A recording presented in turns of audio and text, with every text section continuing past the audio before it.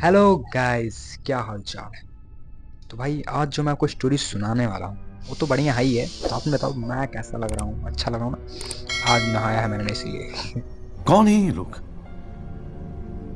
कहाँ से आते हैं ये? तो आज जो मैं कहानी सुनाने वाला हूँ कहानी काफ़ी इंटरेस्टिंग है। उससे पहले दोस्तों अगर आपको हॉरर स्टोरीज पसंद है, देखना काफ़ी मज़ा आता है और सुनना मज़ा आता है। देखना तो भाई मुझे क्यों देखोगे, कौन सा मैं लड़की हूँ। देखना अगर आपको पसंद, सॉरी सुनना अगर आपको पसंद है कहानी, तो ये चैनल सिर्फ आपके लिए। फटाफट से वीडियो को लाइक और चैनल को सब्सक्राइब करो तो ऐसी हॉरर स्टोरीज आपको देखने को मिलती रहे। चलिए आज की इस कहानी को हम शुरू करते हैं बिना फालतू की बात के। दोस्तों एक कहानी है रमेश नाम के लड़के की, जिसके बेसिकली पापा नहीं होते हैं। बचपन से ही में ही उसके पापा की डेथ हो चुकी होती है। तो अपने मामा मामी के यहाँ ही रहकर वो अपनी पढ़ाई वगैरह सब कुछ वहीं से कंप्लीट करता है। उसके गांव में उसकी मम्मी रहती हैं जो खेती बाड़ी करके भैया नॉर्मली अपना जीवन यापन अच्छी किसी तरह कर रही होती है। तो ये जो रमेश होता है ये बेसिकली 12 क्लास मतलब 12-13 साल का रहता है। अपने साथ जो पढ़ाई के साथ साथ वो भी अपना कोई ना कोई काम करके अपने मम्मी की हेल्प करना चाहता है। तो जॉब वगैरह 12 साल 13 साल की उम्र में ही छोटा मोटा काम स्टार्ट कर देता है काम करना ही। तो काफ़ी मेहनती लड़का होता है भाई, अपने फैमिली को सपोर्ट करता है, मम्मी को सपोर्ट करता है। ऐसी मतलब वैसी सिचुएशन उसकी रहती है। तो काफ़ी दिनों से भाई जब उसने इंटर क्लास में पढ़ाई लिखाई करके इंटर जब फाइनल कर लेता है तो सोचता है कि अब भाई जो मैं फुल टाइम अपनी मम्मी की हेल्प करूँगा, मैं फुल टाइम ही जॉब। हालाँकि जब पढ़ रहा था भाई तो उसको हाफ टाइम जॉब करना पड़ता था, काफ़ी कम सैलरी मिल रही थी उस समय। वो सोचते हैं अब तो भाई फुल टाइम अपनी मम्मी की हेल्प करूँगा। वो घर जाने का भाई उससे पहले इंटरव्यू वगैरह देता है। उसका जॉब जो है 1-2 महीने बाद उसकी जॉब लगने वाली होती है। वो सोचता तब टाइम मेरे पास है ही, चलो मैं गाँव घूम आता हूँ। आखिर में बहुत दिन हो गया, बचपन से भाई वो गाँव गया नहीं होता है। उसको वहाँ पे जाने का मन होता है, मम्मी से भी नहीं मिला होता है काफ़ी समय से। तो उसको भाई गाँव जाने की काफ़ी इच्छा होती है। वो बोलता बताता भी है किसी से नहीं है ना, अपने मम्मी से बोलता है कि मैं आ रहा हूँ, कुछ अचानक से कुछ सरप्राइज़ देने के लिए वहाँ से निकलता है। और सीधा वो जब घर पे आता है तो मम्मी उसको देख के उसको काफ़ी खुश होती हैं कि मम्मी है, मम्मी यार बेटा बेटा ये मतलब होता है भाई। काफ़ी दिनों बाद वो देख रहा था मम्मी को, लिटरली काफ़ी इन लोग में प्यार होता है। तो देख के दूसरे को इमोशनल हो जाते हैं, रोने लगते हैं। लेकिन दिन नॉर्मल होता है, घूमने टहलना स्टार्ट करता है। तो भाई देखो, पहली बात तो रमेश जब बचपन में यहाँ पे रहा तो सिर्फ इसकी एक क्रश थी। तो भाई सबसे मिल लिया, उसकी क्रश को भी तो मिलना है। तो फिर घर के भाई दरवाजे पे लिटरली 10 राउंड मार देता कि कभी दिख तो जाए, कभी दिख तो जाए। फाइनली भाई उसे दिखती नहीं है, वो नहीं दिखती। बेचारे की फूटी किस्मत में तैयार वैयार होकर भाई दिल्ली से आया होता है। तो काफ़ी उसका बोल बाग रहता है दिल्ली में आके लौंडा। वहाँ के लोग काफ़ी, उनके गाँव जो था काफ़ी पिछड़ा इलाका था, मतलब बहुत पीछे था। काफ़ी डेवलप नहीं हुआ था उतना कि सब कुछ जान के सब कुछ। लाइट वगैरह भी नहीं आती थी, कहीं 24 घंटे में कहीं 1-2 घंटे लाइट आ गई तो आ गई, बहुत है इतना। वरना उतनी लाइट भी वहाँ पे नहीं आती, काफ़ी पिछड़ा वर्ग था। तो बढ़िया मेंटेन होकर जब घूम रहा था तब तो देख रहा भाई दिल्ली से आया ये लड़का, दिल्ली से आया इतना मतलब ये है वो।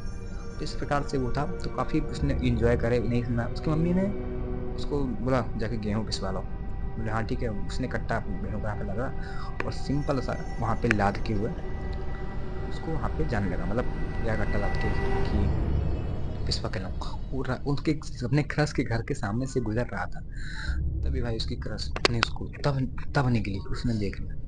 उसको पहचान जान गई, बातचीत भी थोड़ा नॉर्मली हुई। लेकिन कट्टा लादे हुए गेहूं का उसको भाई उसकी इज्जत जो है उसको लगा भाई अब इतना मेंटेन हो गया तब नहीं निकली, अब जब कट्टा लाद के जानो गेहूं का तब निकली है ये। उसकी इज्जत का भाजी पाला हो गया। पहली बात तो वो घर भाग फटाफट से कट्टा गेहूं गलवा के घर पे चला आया। उसकी माँ को बोली कि कल एक पूजा करनी है मुझे, तो कुछ सामग्री है तो यहाँ पे मिलेंगे नहीं, इस मार्केट में यहाँ पे सामान नहीं मिलेंगे, वो बाहर जाके लाना पड़ेगा। तो अपने चाचा का मोटरसाइकिल लेता है, अपने चाचा के यहाँ का, और अपने मोटरसाइकिल को स्टार्ट करके सिंपल सा सामान लाने के लिए निकल लेता है। गाँव में ही सोचता है कि क्या पता मिल जाए, तो काफ़ी ट्राई करता है गाँव में, बस वो सामान नहीं मिल रहा था। बेसिकली गाँव जो काफ़ी पिछड़ा में रहता है, काफ़ी पिछड़ा हुआ रहता है, उतना सामान वहाँ पे मिल नहीं रहा था। तो गाड़ी वाड़ी निकाल के उस दूसरे गाँव में सामान लेने के लिए जाता है। तो सामान-वामान एक दुकान पे पहुँचता है और सामान वगैरह सब कुछ मिल जाते हैं, थोड़ा-सा मिलता है। और सामान को लेकर वो काफ़ी लेट हो जाता है भाई सामान पहली बात तो। तो थोड़ा अँधेरा भी हो चुका होता है, शाम टाइम भी अँधेरा हो, तो एक गाड़ी काफ़ी तेज़ रफ़्तार से उसकी बाइक को टक्कर मार देती है पीछे से। और वो जाके झाड़ियों में गिरता है, उसका एक घुटना पूरा छिल जाता है, हाथ में काफ़ी लग जाती है, हिस्सा यहाँ से आधा फट जाता है। और जहाँ पे वो मारती है, वो सुनसान एकदम इलाका रहता है, वहाँ पे कुछ कोई था ही नहीं। तो गाड़ी रुकती भी नहीं, फटाफट से गाड़ी को जल्दी भगाते हुए निकाल लेता है, यहाँ पे रुकता भी नहीं है वो, इसकी हेल्प करने के लिए। तो भाई इसकी इतनी इतना चोट लग गया था, इसको हिम्मत नहीं थी कि भाई उठ सके। बहुत हिम्मत, किसी ऑप्शन भी नहीं था, इसका फ़ोन भी जो था इसकी जेब में से कहीं गिर गया होता है कि किसी को कॉल करके हेल्प के लिए बताए। तो फ़ोन वगैरह मिलता नहीं, सोचता कि कोई हॉस्पिटल कोई इस तरह मैं जाऊँगा तो मम्मी मेरी और डर जाएँगी। पहले हॉस्पिटल को देख लेता हूँ नॉर्मल सा, फिर वहाँ पे मैं जाऊँ ताकि किसी को डर ना लगे, कोई परेशान ना हो। तो सिंपल सा वो जाके हॉस्पिटल ढूँढ लेता है। तो हॉस्पिटल देखा तो फाइनली उसे एक अच्छा हॉस्पिटल दिया था, बाहर से एकदम खचाड़ा, मतलब लग नहीं रहा था कि यहाँ की हॉस्पिटल है कोई अच्छा सा। तो सिंपल से हॉस्पिटल के अंदर जाकर तो पूरा हॉस्पिटल एकदम क्लीन होता नहीं, वीआईपी, मान लो एकदम वीआईपी हॉस्पिटल हो, खाली बाहर से खंडहर दिख रहा है, अंदर एकदम ताजमहल फेल है उसके आगे। हॉस्पिटल देखता है अजीब लगा भाई, इसने नहीं मतलब ये गांव इतना डेवलप है मेरा, ये गांव जिसमें आया हूँ संभालने इतना डेवलप है, वो मेरा गांव देखो हमको कुछ खाए भी नहीं। थोड़ा थोड़ा अंदर आता है अंदर, लेकिन लिटरली वहां पे कोई नहीं था, पूरा सन्नाटा, कि सांस ले रहे हो वो भी तुमको सुनाई दे रहा है, इतना सन्नाटा।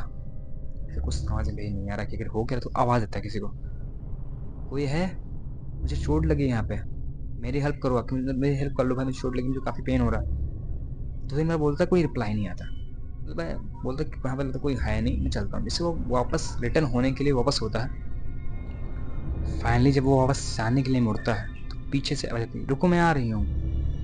तब भाई उसके थोड़ा जी में जू आता है कि अरे चलो फाइनली कोई तो है हॉस्पिटल में, मुझे लगा कोई नहीं है। हाँ बोलता ठीक है मैं यहाँ पे वेट कर रहा हूँ, तुम आओ। बोलती है लड़की, कोई लड़की आके, वहाँ पे बेंच लगे हुए हैं, आप तुम बैठ जाओ मैं आ रही हूँ। ऐसे बोलते वो बैठता है, तो काफी देर बैठने के बाद तब भी नहीं आती वो। ऐसा अजीब तो लगता है कि भाई अभी आई नहीं, सिर्फ आवाज सुनाई दे रही है, दिखाई भी नहीं दे रही कि कौन है। तो बस ये बोलता, कहाँ रहेगी तुम, जल्दी आओ, मुझे काफी दर्द हो रहा है यहाँ पे। बोला ठीक है, अरे तभी आवाज नहीं आती उसकी। बस ये बोला भाई आपको कुछ गलत ही हो रहा है यहाँ पे, मैं जा रहा हूँ, सोचता ही ऐसा ही है। तभी उस कमरे से जहाँ से आवाज आ रही थी, उस कमरे से एक लड़की जो स्ट्रेचर पे बैठी हुई है, व्हाइट कलर का प्रॉब्लम, एकदम व्हाइट कलर का, और पीछे एक आदमी ब्लैक हुडी पहने हुए, उसको धक्का देके वहां से सीधा से इस दरवाजे आ रही, इससे इस तरफ लेके जा रहा हूँ, इस तरफ। जिस तक अरे हाँ चलो कोई तो है, ये है, आ तो रही है। तो सिंपल सा उसको लेडीज जो है, नर्स भी आती है यहाँ पे, मास्क वगैरह लगाए पूरा लगे फिट होकर, उसको लड़के के पास आती है, उसको कमरे में, मतलब कमरा जो होता है डॉक्टर वाला, उसमें ले जाती है। बोलती है पैंट उतारो। पैंट था, अरे बोल चोट लगी है तुम्हारे पैर पे ना, पैंट उतारो, उस पर पट्टी करनी है।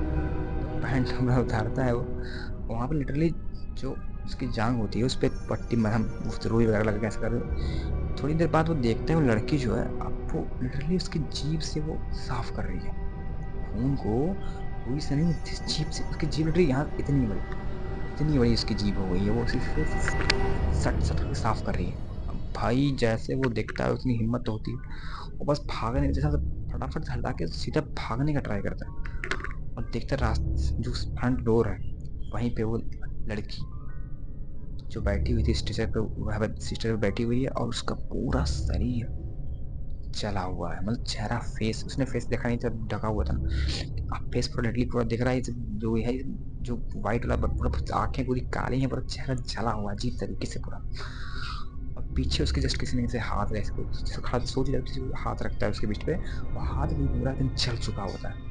जैसे वो देखता है भाई, वो बस भागना स्टार्ट करता है। उसके शरीर में ताकत नहीं होती कि कुछ कर पाए, लेकिन बस वहां से भाग के जैसे बाहर निकलता है, वो सब झेल नहीं पाता था, वहीं पे बेहोश, वहीं पे वो गिर के बेहोश हो जाता है। अगली सुबह गांव के जो आदमी होता है, जो खेत वगैरह पाल जाता है, उसको वहाँ बेहोश देखते हैं, उसको उठाते हैं, उसको उसके घर पहुंचाते हैं, उसको ये पहुंचाते हैं उसके गाँव में। अपने घर जाके मम्मी को पूरी बात बोलता है कि मम्मी ऐसा तो मेरे साथ हुआ। तो कहते हैं कि जहाँ पे तुम गए थे वो हॉस्पिटल लगभग 6 सालों से बंद है, क्योंकि वहाँ पे 3 लोगों की जलने से मौत हो गई। तब से वहाँ पे लोगों को वहाँ पे ऐसी मतलब चीज़ें दिखती रहती हैं कि हॉस्पिटल में कोई है, या 3 लोग, उनकी आत्माएं यहाँ पे भटक रहती हैं, इसलिए तुमको भी वहीं पे दिखा है। तब से वो आज तक वहाँ पे नहीं गया है। उसके लिए पूजा पाठ वगैरह होती है, पंडित जी ताबीज वगैरह देते हैं ताकि कोई डरे भी ना, तब से अब सेफ है। तो ये थी कहानी रमेश की। तो आज दोस्तों आशा करते हैं आपको कहानी अच्छी लगी हो, कहानी और आपके पास भी है जो आप भेजना चाहो, तो आपको भाई मोबाइल नंबर मिल जाएगा, मेरा ईमेल आईडी मिल जाएगा, आप इजीली भेज सकते हो, आपको फ्रीडम है। चलिए मिलते हैं अगली वीडियो में, तब तक के लिए धन्यवाद और जय श्री राम। भाई जमता है जिसका मेरे पास।